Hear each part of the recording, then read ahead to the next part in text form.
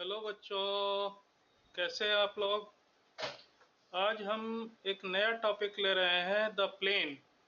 वैसे तो CBSE board के सिलेबस से ये रिड्यूस सिलेबस में हटा दिया गया है, बट इसकी इम्पोर्टेंस बहुत ज़्यादा है, कंपटीशंस वगैरह में भी पूछा जाता है। तो सबसे पहले तो प्लेन की definition. Plane is a simple sorry a plane is a surface such that a line joining two points on it lies wholly in it। कि प्लेन क्या है? प्लेन वो सरफेस है कि अगर प्लेन के अंदर हम कोई दो पॉइंट लें और उनको मिलाते हुए एक लाइन ड्रॉ कर दें तो वो लाइन पूरी तरह से इस सरफेस के अंदर रहती है। दूसरी जो इम्पोर्टेंट डेफिनेशन है वो है नॉर्मल टू द प्लेन। तो नॉर्मल क्या है कि कोई भी प्लेन है उसके ऊपर हम एक परपेंडिकुलर ड्रॉ कर दें। तो उसको हम कैसे डिफाइन करेंगे कि straight line that is perpendicular to every line in a plane. Plane के अंदर हम कोई लाइन खींचे और उसके ऊपर हम परपेंडिकुलर करें तो वो हर लाइन पर किसी भी पॉइंट पर हो सकता है प्लेन में, और वहाँ से हम कोई भी लाइन ड्रॉ कर रहे हैं तो उसके ऊपर परपेंडिकुलर होना चाहिए आउटवर्ड डायरेक्शन में, तो वो नॉर्मल कहलाता है। नेक्स्ट आता है जनरल इक्वेशन। मतलब प्लेन की इक्वेशन में जो है नॉर्मल की बहुत ज़्यादा इम्पोर्टेंस है, इसको अभी हम आगे समझेंगे। General equation of the plane, any equation of first degree, any equation of first degree in three variables x y z always represent a plane where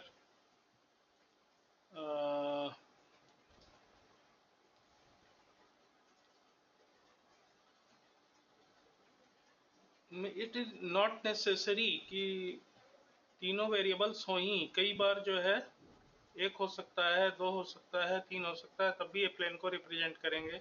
या इनके कोफिशिएंट्स अगर हम कह दें ए बी सी हैं एक्स वाई जेड के, तो ए b सी तीनों की वैल्यू जीरो नहीं हो सकती है। तो जनरल इक्वेशन क्या होती है? A x plus b y plus c z plus d equals to zero. तो जो ए बी सी है, ए बी सी क्या होता है? ये डायरेक्शन रेशियो होते हैं नॉर्मल टू द प्लेन के। नेक्स्ट टॉपिक हमने लिया है equation of a plane passing through given point. कोई गिवन पॉइंट है x1 y1 z1, उस पॉइंट से जो प्लेन पास हो रहा है उसकी इक्वेशन हमें फाइंड करना है। तो ये हम कैसे करेंगे कि सबसे पहले तो हमने जनरल इक्वेशन लिख लिया यहाँ कि a x plus b y plus c z plus d equals to zero.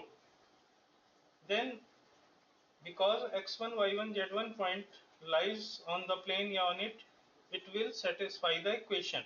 ये इस इक्वेशन को सेटिस्फाई करेगा। तो हमने x की जगह x1, y की जगह y1, z की जगह z1 रख दिया।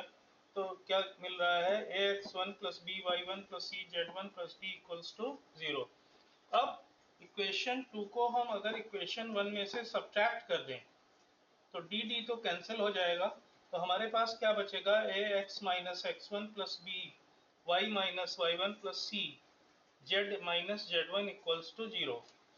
तो ये हमारी रिक्वायर्ड इक्वेशन होती है of the plane passing through given point.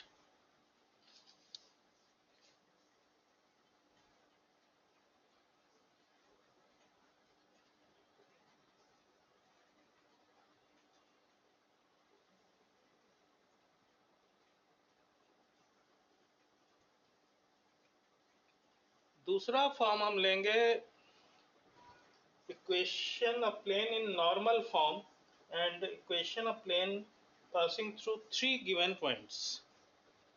तो ये देखिए आप, नेक्स्ट फॉर्म हमने लिया है equation of plane in intercept form. If a plane makes intercepts of length a b c on coordinate axis then equation of plane will be x upon a plus y upon b plus z upon c equals to 1। and one more equation of plane passing through three given points. Plane के ऊपर हमको तीन points दिए हुए हैं x1 y1 z1 x2 y2 z2 and x3 y3 z3। तो इसकी equation हम इस डिटर्मिनेंट से फाइंड कर सकते हैं x minus x1, y minus y1, z minus z1, x2 minus x1, x3 minus x1, y2 minus y1, y3 minus y1, z2 minus z1, z3 minus z1, ये determinant है, ये equals to 0 कर देंगे तो हमें प्लेन की equation instantly मिल जाएगी।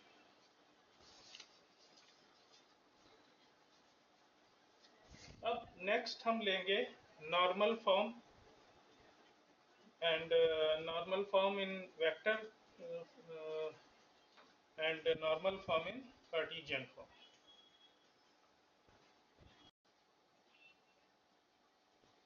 अब हम प्लेन का नॉर्मल फॉर्म ले रहे हैं, तो जैसे बगल में एक डायग्राम हमने बनाया हुआ है, हालांकि 3D को 2D में दिखाने में थोड़ी प्रॉब्लम तो होती है, बट वो एक प्लेन है और वो क्या है, कोई ओरिजिन है और ओ से हमने प्लेन पर परपेंडिकुलर डाला हुआ है ON।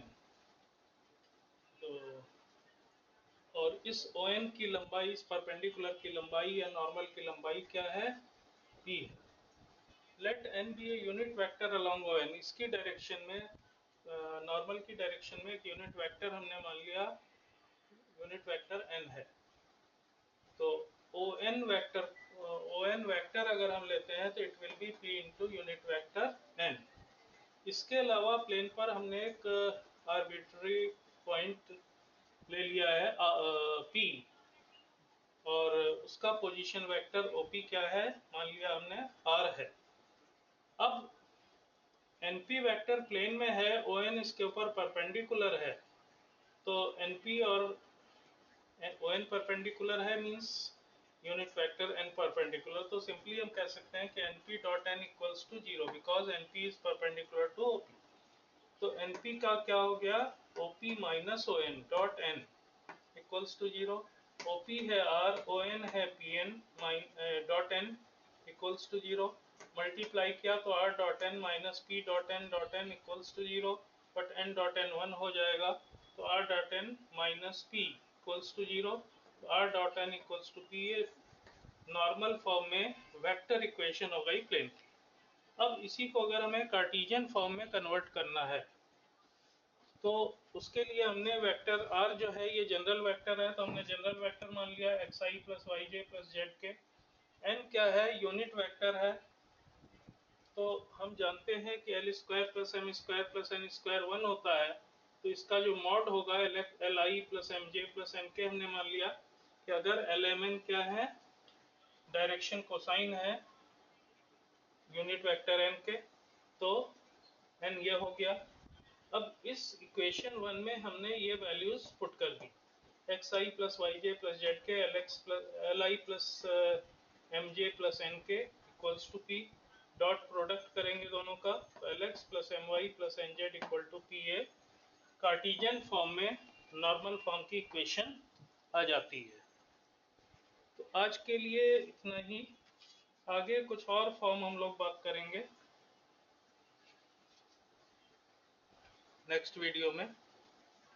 तब तक के लिए जुड़े रहिए हमारे साथ and subscribe our channel Alpha Tutorials 888 and press the bell icon so that you may get regular updates. Thank you.